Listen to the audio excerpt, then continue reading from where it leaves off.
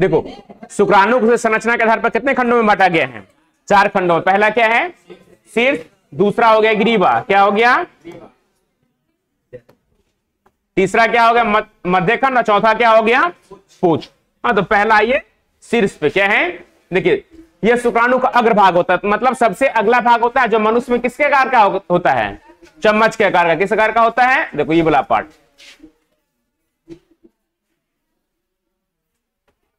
किस आकार का होता है? चम्मच के आकार का होता है। अब देखो शुक्राणु के शीर्ष में एक्रोसोम व एक केंद्रक पाया जाता है। क्या पाया जाता है? केंद्रक क्या होता है? तो जो पूरे कोशिका पे क्या करता है? नियंत्रित स्थापित करता है, जिसके अंदर अनुवांशिक पदार्थ डीएनए और आरएनए पाया जाता है, गुणसूत्र पाया जाता है, तो क्या कहलाता है? केंद्रक यानी न्यूक्लियस के नाम से जाना जाता है।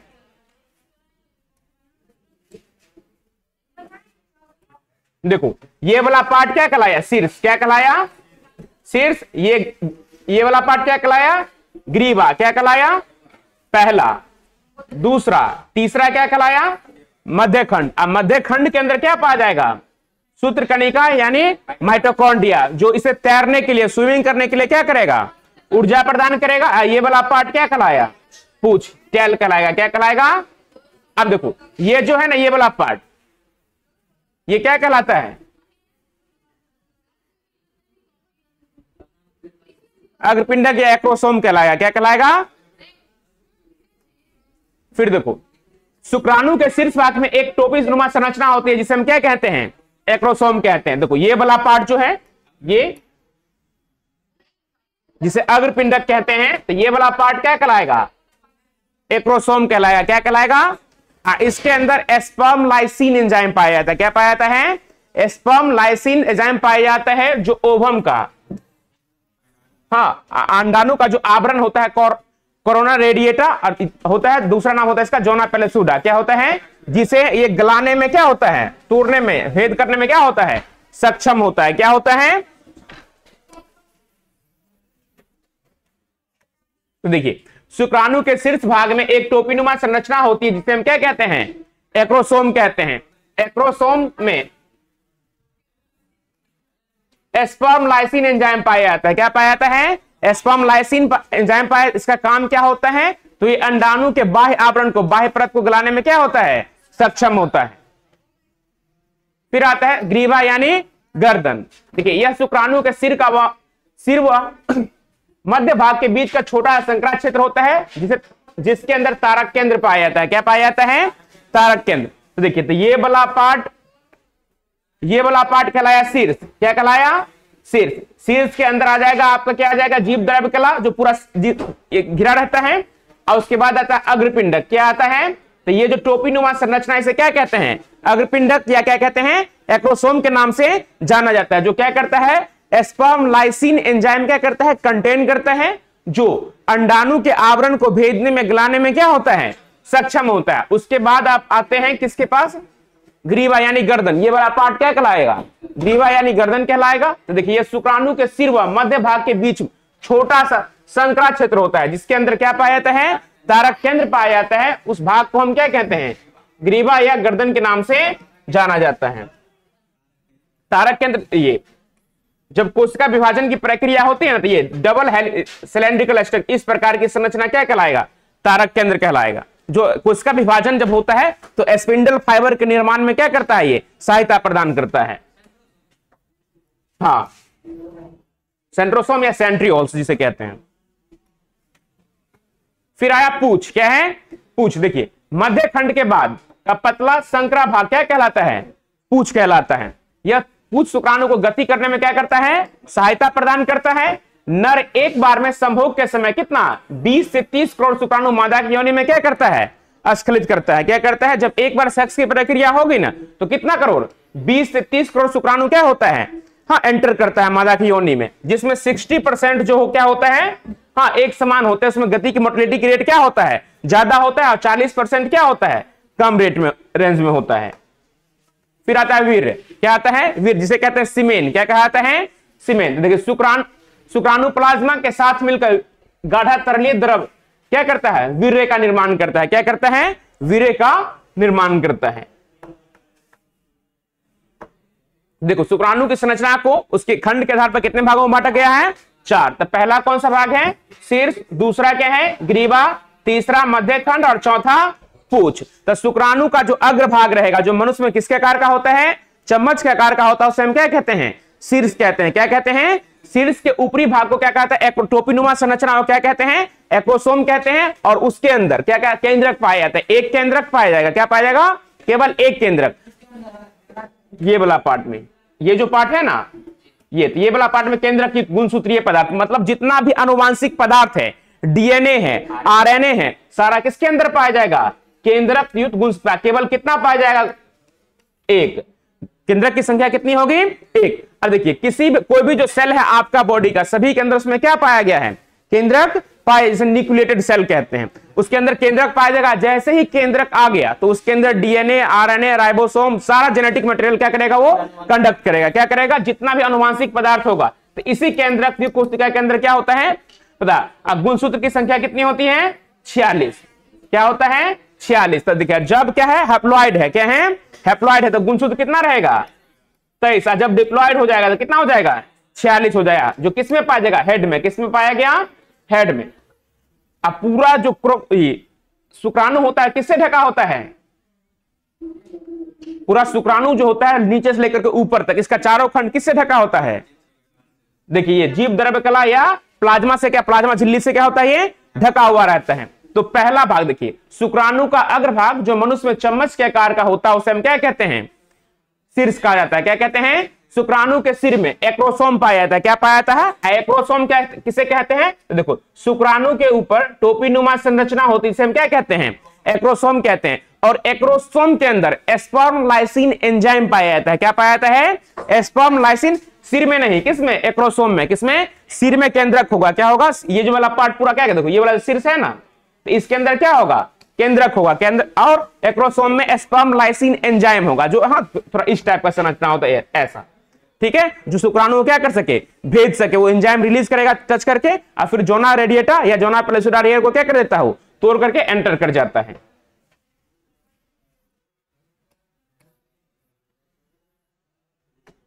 फिर आता है एक्रोसोम। तो देखो, शुक्राणु के शीर्ष भाग में एक टोपीनुमा संरचना होती है, जिसे हम क्या कहते हैं?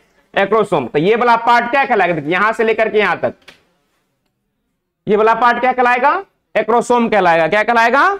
एक्रोसोम। अब देखो, एक्रोसोम में कौन सा एंजाइम पाया जाएगा? तो स्पर्म लाइसिन एंजाइम पाया जाता है। काम क्या होता है? अंडाणु के ऊपरी परत को क्या करता है? हाँ, भेदने का कार्य करता है। फिर आता है ग्रीवा यानी गर्दन। तो क्या कहेंगे? शुक्राणु के सिर व मध्य भाग के बीच, तो मध्य भाग होगा जिसमें माइटोकॉन्ड्रिया होगा। क्या होगा? माइटोकॉन्ड्रिया होगा। अब माइटोकॉन्ड्रिया का क्या होता है? कोष की ऊर्जा गृह कहा जाता है। जो कोशिका को क्या करता है? ऊर्जा प्रदान करता है। तो स्पर्म यानी शुक्राणु भी क्या है? एक सिंगल कोशिका है। तो जब ये मोटाइल स्ट्रक्चर जब चलेगा, ये तो चलने के लिए ऊर्जा की आवश्यकता होगी, तो इसे कौन प्रोवाइड कराएगा? माइटोकॉन्ड्रिया। अब पूछ देगा, ऑब्जेक्टिव में पूछ देगी, ग्रीवा यानी स्पर्म के यानी शुक्राणु के ग्रीवा या गर्दन में एक कोशिकांग का नाम बताए थे, क्या कह देंगे? तारक केंद्र। क्या कह देंगे? तारक केंद्र। देखिए, ये सीलिया, जब सीलिया और ये सीलिया और फ्लेजला के आधार तक जब प्रोकैरियोटिक कोशिका में जाएंगे, तो सीलिया और फ्लेजला के आधार बेस को बनाता है। किसको बनाता है? बेस को बनाता है। अब देखो, मध्य खंड, ग्रीवा के नीचे भाग में अक्षय तंतु से घिरा हुआ क्षेत्र क्या कहलाता है? मध्य खंड कहलाता है। मध्य खंड में सूत्रकणिका क्या कहा जाता है? सूत्रकणिका का मतलब हो गया माइटोकॉन्ड्रिया। क्या हो गया? माइटोकॉन्ड्रिया। मध्य खंड में सूत्रकणिका पाया जाता है, जो शुक्राणु को ऊर्जा प्रदान करता है। ये ऊर्जा जब उसको प्रोवाइड कराया, तो ऊर्जा जब प्रोवाइड करेगा तो क्या करेगा? फेलोपियन ट्यूब में ट्रेवल करेगा ना। हाँ, तो तैरने के लिए से जो ऊर्जा प्रोवाइड कराता है, कौन प्रोवाइड कराता है? सूत्रकणिका। तो ऑब्जेक्टिव में पूछ देगा कि बताइए, सूत्रकणिका जो होता है वो माइटोकॉन्ड्रिया के किस शुक्राणु के किस भाग में पाया जाता है? तो क्या कह देंगे? मध्य भाग में। किसमें? मध्य भाग। इंग्लिश में मिडल पीस कहा जाता है। क्या कहा जाता है? तो देखो, ये वाला पार्ट जो होगा, ये वाला देख, ये वाला जो पार्ट है, ये वाला जो पार्ट है ना, तो ये कहलाएगा मध्य खंड। क्या कहलाएगा? मध्य खंड। इसी के अंदर, इसके अंदर क्या पाया जाएगा? माइटोकॉन्ड्रिया पाया जाता है, यानी सूत्रकणिका पाया जाता है। देखो, तो ये हो गया सूत्रकणिका, माइटोकॉन्ड्रिया। काम क्या होगा? एक काम, तो तैरने के लिए क्या करेगा? ऊर्जा का स्रोत होता है या ऊर्जा इसे प्रदान करता है। ये वाला पार्ट यहां से यहां क्या कहलाएगा? पूछ होगा। देखिए, मध्य खंड हो गया। फिर आता है पूछ। देखिए मध्य खंड के बाद का लंबा संग्रह क्या होता है, एकदम पतला थीन धागेनुमा संरचना जो होती है हम क्या कहते हैं, पूंछ कहते हैं। पूंछ शुक्राणु को क्या करता है, गति करने में सहायता प्रदान करता है। यह हो गया शुक्राणु की संरचना। 5 मार्क में क्वेश्चन पूछता है, अब बार बार पूछा गया है, ठीक है। एक बार संभोग के समय ऑब्जेक्टिव में पूछ दिया कि नर मादा की योनि में कितने शुक्राणु का स्खलित करता है, तो क्या कह देंगे 20 से 30 करोड़ शुक्राणु क्या करता है, स्खलित। जो 60% क्या होता है लगभग बड़े होते हैं आकार में, 40% क्या होता है, छोटे होते हैं।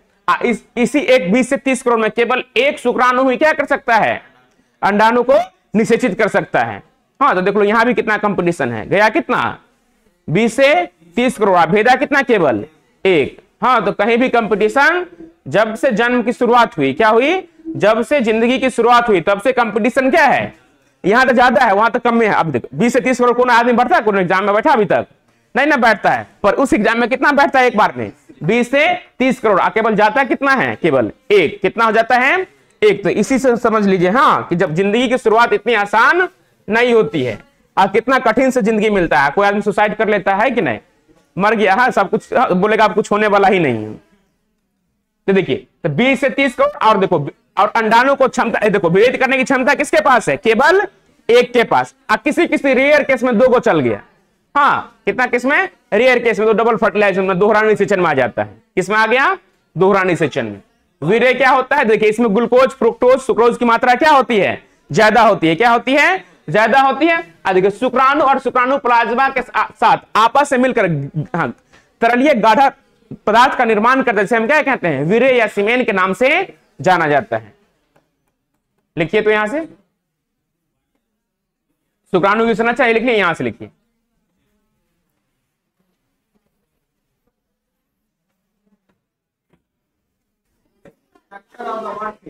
क्या है शुक्राणु की संरचना, क्या हो गया ये हेडिंग, शुक्राणु की संरचना। अब देखो शुक्राणु क्या एक माइक्रोस्कोपिक स्ट्रक्चर होता है, क्या होता है, सूक्ष्म संरचना है और ये मोटाइल होता है। क्या होता है, चलनशील युग्मक है। कौन सा युग्मक है, देखिए ना, ई कोना से ई कोना आ गया कि नहीं।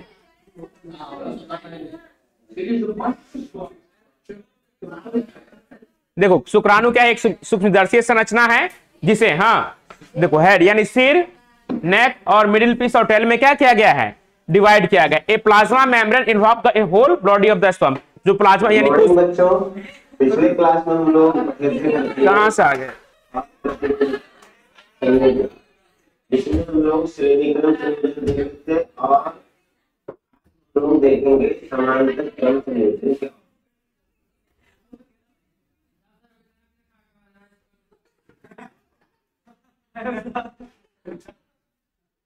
अब अवतार ले लीजिए नवीन सर ने।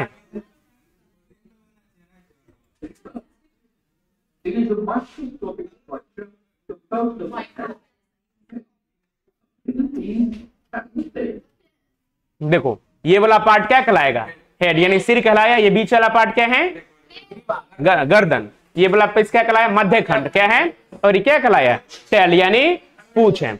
ये वाला पार्ट क्या कहलाएगा, एक्रोसोम। क्या कहलाएगा, टोपीनुमा संरचना। इसके अंदर कौन सा एंजाइम पाया जाएगा, लाइसिन एंजाइम। इसके अंदर क्या होगा, ये हाँ न्यूक्लियस है, जेनेटिक मटेरियल डीएनए आरएनए और क्रोमोसोम क्या करेगा, ये कंटेन करेगा।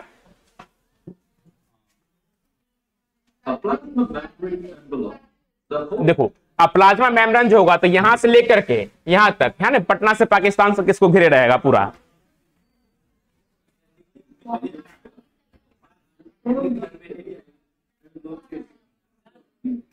अब देखो ये वाला क्या है, न्यूक्लियस है, और न्यूक्लियस के अंदर ही क्या होता है, जेनेटिक मटेरियल होता है। क्या होता है, डीएनए हो गया, आरएनए हो गया, गुणसूत्र हो गया, सारा कंटेन करेगा।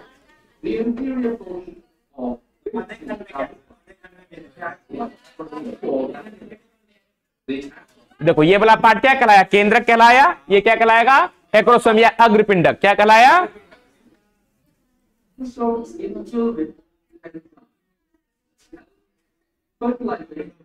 देखिए इसके अंदर स्पर्म लाइसिन पाया जाता है, जो स्पर्म को फर्टिलाइज करने में क्या करता है, हाँ मदद करता है।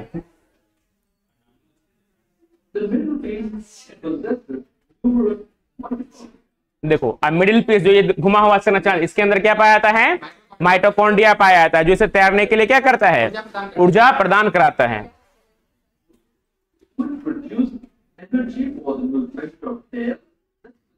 देखो टेल जो मूवमेंट करेगा किसके कारण करेगा, माइटोकॉन्ड्रिया जो उसे एनर्जी प्रोवाइड करेगा।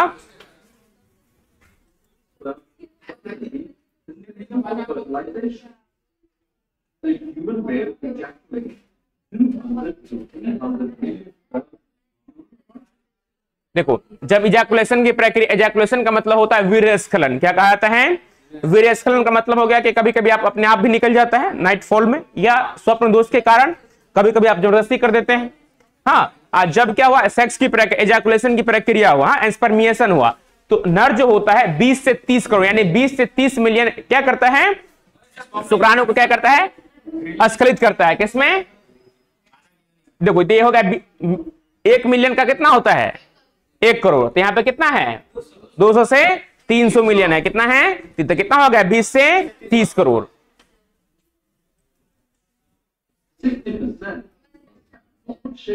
देखो 60% जो होता है क्या होता है, नॉर्मल शेप का होगा।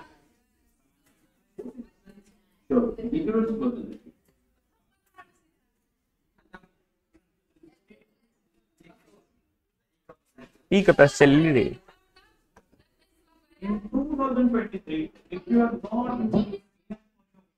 और देखेगा